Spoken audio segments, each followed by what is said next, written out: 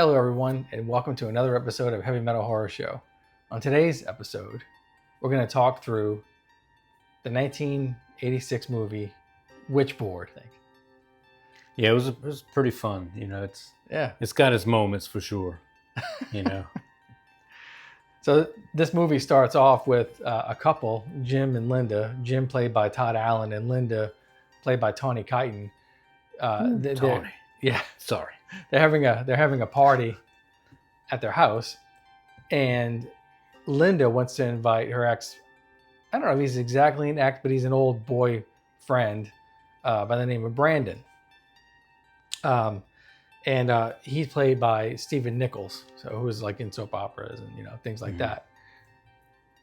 Immediately when this movie starts, you can see the differences between the main characters, right? You can see the differences between them. You could cut the tension, Yeah. And you have to give it to him. The quick character development in this movie was pretty awesome. There's no way that intelligent life could have formed so quickly without some kind of divine intervention. Oh, come on, Roger. Now, you can't honestly count someone like Jim here as intelligent life, can you? That's good.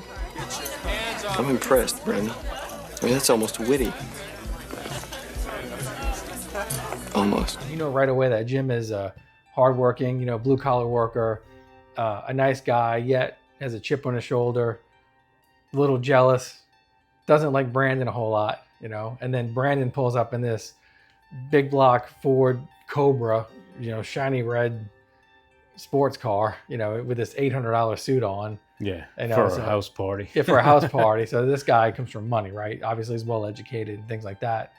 And then Linda, such a pompous bastard. Yeah, he's really. And then Linda's there, the nice, caring, thoughtful, girlfriend of Jim, and she does a really good job of keeping the peace and things like that to a certain degree. Yeah, she just wants everybody to get along and have a good time. Yeah.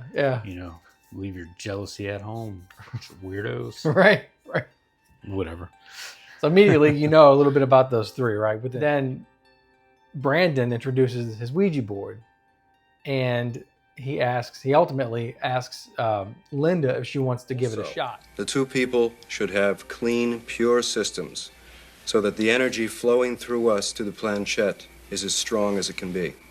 Are you saying that the spirits actually come through our bodies? Oh, don't worry, it's perfectly safe. I don't think I quite understand what you mean by a clean system, though.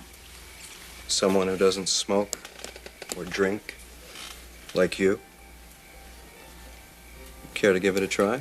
Throws that sober in there because Jim was drinking. Jim just polished off a whole bottle of Jack Daniels, So, and then Brandon kind of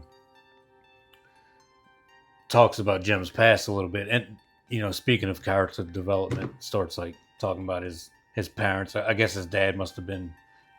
Actually, later on in the movie, explains that his dad was an alcoholic. Yeah. So he's like right there in Jim's face saying, you're following in your dad's footsteps and stuff. And like, man, how many do you have to give to somebody before you say, all right, that's the last one, get the hell out of my house? Right. Damn. Right. He pushed it for sure, And he starts to try to communicate with the spirit who he knows, I'm talking about Brandon. Mm-hmm. And so Brandon was communicating with a spirit called David for a really long time. Apparently he was a child. But during that interaction, they have a secret pattern because other spirits apparently could get in and try to communicate with you, right? Yeah, they like to lie. They like to lie. Deceitful. Yeah. So Brandon and David developed this pattern to signify, like, yes, this is who I am. I'm really David. You're talking to me. Yeah. Brandon starts to communicate with a spirit, and the spirit doesn't know the pattern, and he quickly says, Thank you very much. Goodbye. Jim starts making fun of Brandon, saying that all the Ouija board stuff is nonsense. And then Brandon in turn starts attacking Jim. And apparently the spirit who they were communicating with got upset because suddenly all four of Brandon's tires on his car were just popped. Yeah. Just like shattered, like in his yard. Everybody jumped, everybody in the party. And immediately Brandon starts like blaming Jim. And like Jim's been sitting like right across from you the whole time. Thanks a lot, Marar. What? This is my fault? Those are brand new tires. Now, how do you explain it? I don't know, man. Maybe your buddy Casper did it. That's right. Because you made him angry. So Brandon leaves abruptly, even though his tires were flat. He must be Superman too. Yeah. Did he fly away? Or Maybe he flew away and left his was car he like there. the Flash and just put some new tires, stolen from somebody else? I don't remember Maybe, what he did yeah. with his car, but he left. He left. He done took off. He done took off. He got tired of it and said, I'm out of here. So he leaves Linda a message the next day on the answer machine saying, hey, I left my Ouija board. I'd like to come back and get it. I have a party coming up. And that's when Linda realizes that, hey, he left his Ouija board here. I'm going to go mess with this thing. Even though Brandon told her, don't mess with it. Big no. It's a big no-no. So Linda was by herself and she thought, okay, well, this Ouija board's here. I'm going to try to communicate with David too. Why not? Right? I'm by myself. Don't have anything to do. I'm going to do it. So she puts the Ouija board in her lap and starts to communicate with this spirit. He didn't do the pattern though. So it obviously wasn't David, but she didn't realize it at the time because she was not an expert Ouija board expert. Yeah, expert. Yeah. So I didn't know what to call it. She gets kind of lured in because the spirit is really helpful. You know, she asks the spirit for some reason about her ring, and then the Ouija board slowly spells drain. They spelled it incorrectly because they're bad spellers, as Brandon said, but she understood that it was drain, and then the Ouija board went to yes. She goes to the drain and finds her ring.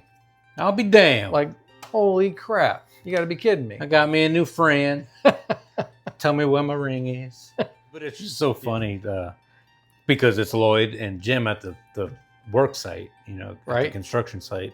And Lloyd is just, you know, he is this movie's Evil Ed, which Evil Ed is from Fright Night. You know, just really goofball dude. He brings fun to the film. And so yeah, they're working together and they like to mess with each other as people do on construction sites. Yeah. You know, if you haven't ever worked on one, it gets kind of rowdy. It gets rowdy. So, you know, they're just having a little bit of fun, nothing too crazy, you know, and Lloyd throws a hatchet at Jim. What you doing? I lost my hammer. Use mine. You know, so they're sitting down eating lunch and taking a break. Apparently they left that sheetrock knife or the hatchet up on the scaffold above them. Yep. And so the way the camera is angled, you can see that and you're like, okay, so what's about to happen? Right. You know, and I'm thinking that it's just going to fall on Jim or Lloyd's head. Somebody's going to get a hatchet to the face, you know. Right. Go all ICP on them. But yeah, so Jim gets up for a moment for whatever reason. I don't remember why. And as he stands up and takes a step, the scaffold collapses and everything falls on Lloyd. R.I.P. Lloyd. Oh man, multiple sadness. IP, immediate. God. Immediately, man. He just So got a sad. face full of ketchup. Face full of ketchup. Yeah. And so poor Lloyd didn't make it too far into the movie. And I was a little sad about that. Lloyd's funeral. And then we're introduced to Lieutenant Dewhurst. You ever been to Vegas? No. Why? They got these two guys there, Sigmund and Roy. I mean, they are the best magicians I have ever seen, without doubt. Yeah. I mean, they do some really amazing things. You know, there's only one thing I like better than seeing a good magic trick. It's trying to figure out how it was done. Lieutenant, we're not really talking about magic here, are we? No. Yeah. You know. Yeah. He's kind of letting Jim know that he's a person of interest. The rope appears to have been cut by the type of, you know, knife that Jim has that he can no longer find. Right. So, right. But the way he does it is just like so off-putting. It really is, you yeah. know, at his best friend's funeral, you know. Yeah. It's crazy. So Linda still doesn't return Brandon's phone calls after trying to reach out to her a few times and leaving messages on her answer machine. So Brandon decides to go out to the site where Jim works. Has Linda been acting strange lately? She hasn't been to a single one of her classes all week. What do you mean, strange? I mean, like nervous tension, insomnia, nausea, any kind of erratic behavior. How did you know? I want to bring a medium by your apartment as soon as possible to exorcise the spirit. You're serious? Jim, how do you think I knew all those things about Linda? Those are all symptoms of progressive entrapment. They're also all symptoms of pregnancy. What? So then we're introduced to Zarabeth. Oh, God. Yeah. Zarabeth, Yeah. the bane of my existence. That character. There's a Good little Lord. psychic humor. Good. Her personality it's kind of okay, but the way she I don't know, like everything on her clothes is like jingling and making weird noises. Yeah. And she's got the gum. It's kind of like reminds me of like a Cyndi Lauper. Jim, this is Zarabeth, the best medium in Northern California. Hi. So Zarabeth just wants to help, right? So Yeah. she comes to Jim and Linda's house, and they do a seance to communicate with David to find out what's going on, right? So during that seance, they connect with a spirit, and Zarabeth is asking the spirit, you know, why are you so mean to Linda and things like this, and the spirit's saying, oh, I'm not mean to Linda, and that wasn't me, and all kinds of, you know, other things, right? So at the end of the whole thing, they feel like they got it resolved, that, you know, that the spirit went away and that Linda's going to be fine. Everybody's going to be fine and live happily ever after, right? You know what's weird about that though? What else is weird about At the end of this seance thing, when, you know, they're kind of talking about what just happened and everything. I don't know if you picked it up, but I found it pretty weird that Jim is like kind of still freaking out a little bit about everything that just went on. And Linda is still sitting down in a chair. And Brandon walks up to her. And the whole time this conversation's going on, Brandon just in there like deep, just massaging the hell out of her shoulders. That was really strange. Yeah, and I'm like, dude, what's going on here? Like, get a life, man. Yeah. Like, jeez, Man, you ain't got to worry about David. Jim's going to get you, man. At the end of the night, they think that everything's okay. So Brandon and Zarabeth leave. Brandon drops her off, you know, see you later. And then suddenly, the spirit that they were actually communicating with shows up.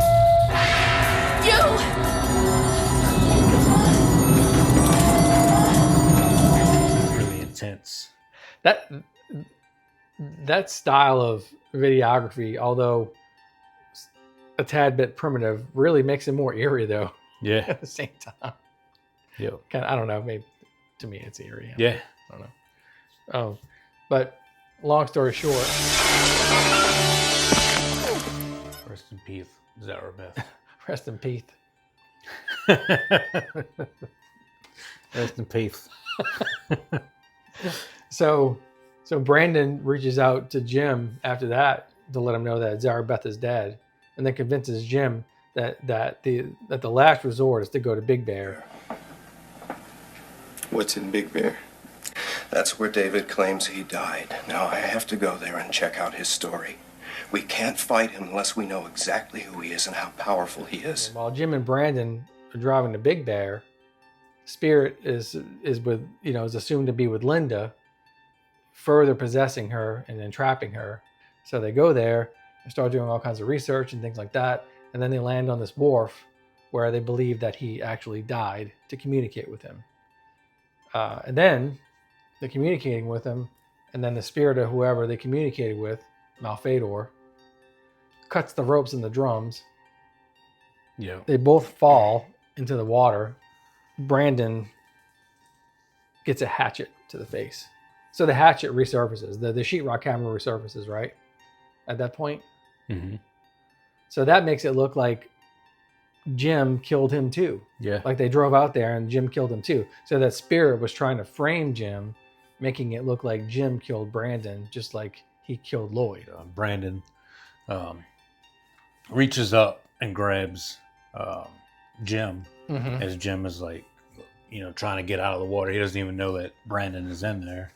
And Brandon like just has enough strength to like grab onto him. Yeah. So Jim picks him up and then you see like the big hatchet slash across his face. Yeah. And then he goes back home to see Linda. Yeah. But when he goes back home to see Linda, Linda is in full possessed mode. I think it was before they went to Big Bear. Jim runs upstairs, and it's the funniest. To me, it's hilarious. But Jim runs upstairs and grabs the Ouija board, and from the second story, throws it out the window. Boom! And he just sinks it perfectly in the garbage can. Out by the street, just boom. And I thought that was worth mentioning, Yeah. He's got a good arm. I'll throw a football over that mountain. Yeah, he's like Uncle Rico. It's like Uncle Rico. Damn, Uncle Jimbo. So, that was a cool scene. Yeah. Yeah. We definitely had to bring that one up. Yeah. So, I want to say it was like while they went to Big Bear, somehow Linda knew that he had thrown it away because she goes to the garbage can and like grabs it, brings it back, and starts messing with it again. And I think that's when she got fully possessed. Linda tells Jim that he's been the portal, not the Ouija board, Yeah. because the spirit was trying to manipulate the situation to make Linda say that, so that Jim would feel like he had to commit suicide so that the portal would go away. Yeah. Yeah. If you want to save your girlfriend, Right. the mother of your child, the only way to close the portal is to shoot yourself because you're the portal. You haven't figured it out yet, have you, James? You're the portal, not Linda.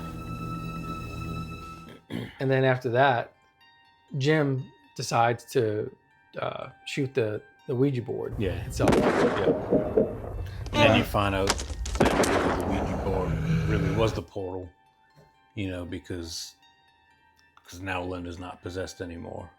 Yeah. And then Linda, I don't know if she was like knocked out or whatever, or the spirit was leaving her body or whatever, but she falls over into Jim. And then that causes Jim to fall out the window. And then, oh God, and then, that scene. Then we got the scene of Jim doing this for like 10 or 15 seconds. It feels like 10 or 15 minutes. Yeah, it's like the longest fall scene I've ever seen. I know. Yeah. And at that point you think, well, Jim must be dead. Yeah. Bye, Jim. Like, the casualty. Right. Because the very next scene, they show everybody in church crying. And the camera pans out and you see what you see. They were getting married. Everybody was crying because they were happy. Yeah, yeah. And Lieutenant Dewhurst found out that Jim really wasn't the killer because he witnessed it all. Yeah. Did you notice the one of the groomsmen in the wedding party? Like, that guy had to be like 7 feet tall, man. No, I didn't. Yeah, you need to rewatch that scene. I mean, okay. And I seen the guy earlier in the movie too, and I was like, damn, that dude's pretty tall. But then like you see him standing up there, I think there's only 2 groomsmen, but the second guy in the back he's just like, he's got to be like this damn tall. And then the big reveal of the movie is when Jim is doing some research in Big Bear. It's after Brandon was killed. He's speaking to somebody and looking into, more into this, the situation or whatever. And this lady that he's talking with fills him in on Carlos Malfader and who he is. Yeah. And he's he's the spirit in the movie, but now you're hearing about when he was actually alive, and he was an actual like mass murderer and killed like 9 people with axes, like chopped them up and stuff. She was like, yeah, they found him and shot him dead in his own home in 1930, and then shows a picture of the home, and it's the home where Jim and Linda live. So it's like, They That's walked the right big into that reveal. one. Yeah, it was. I don't know. It was just a fun movie. The cool character development, all the stuff going on at once, different. Yeah. It was done very well. It was done very well. Yeah, it really was. So now it's time for a little bit of HMHS trivia. Good Lord. I'm like the only person, we're probably the only person in the world that's ever going to laugh at that little. Probably. Who cares? It's funny. Yep. I'm sorry. So the budget for this movie was $2 million and it made $7.4 million at the box office. Damn. So for being a B horror movie, it did very well. Yeah. It did very well. Yeah. Especially like having $2 million as your budget.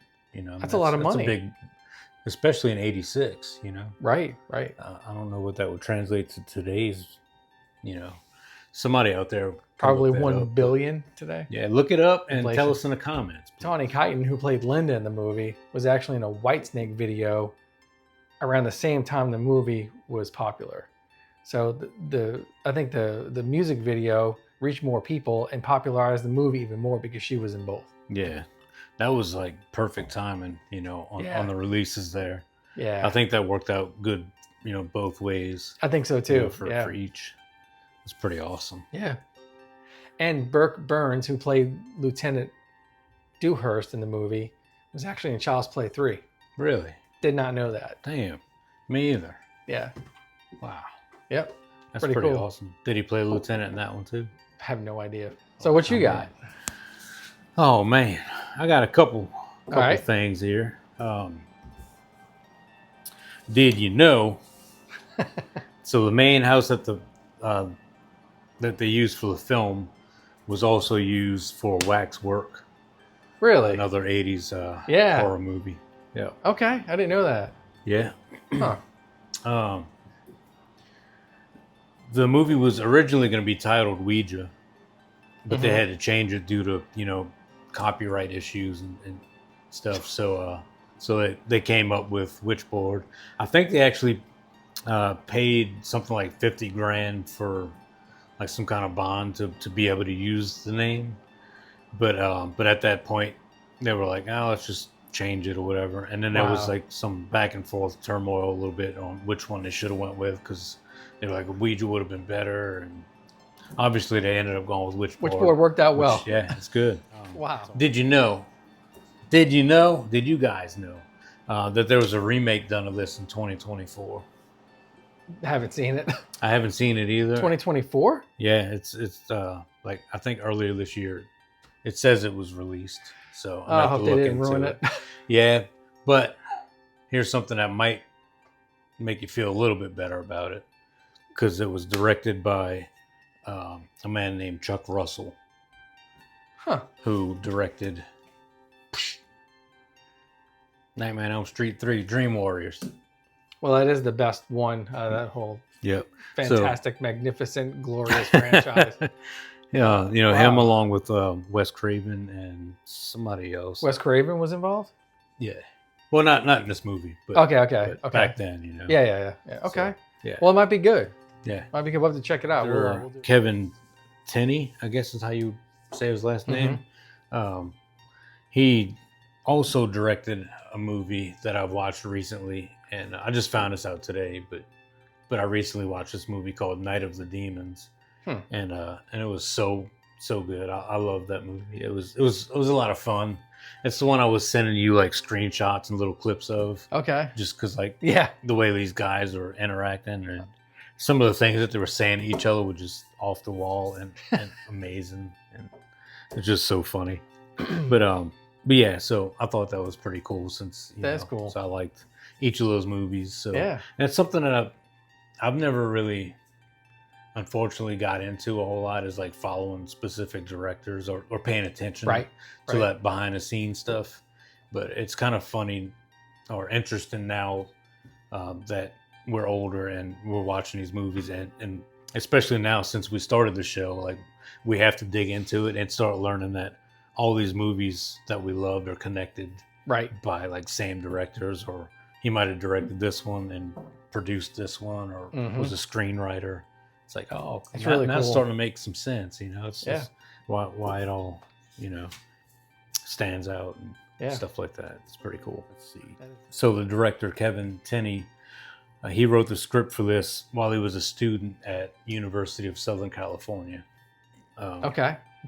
One of his classmates dropped out of college at the time due to hardships and financial struggles and things like that. And he picked up a job at some other place or at some place, and just happened to be talking to the company's owner about the script idea that Kevin was working on.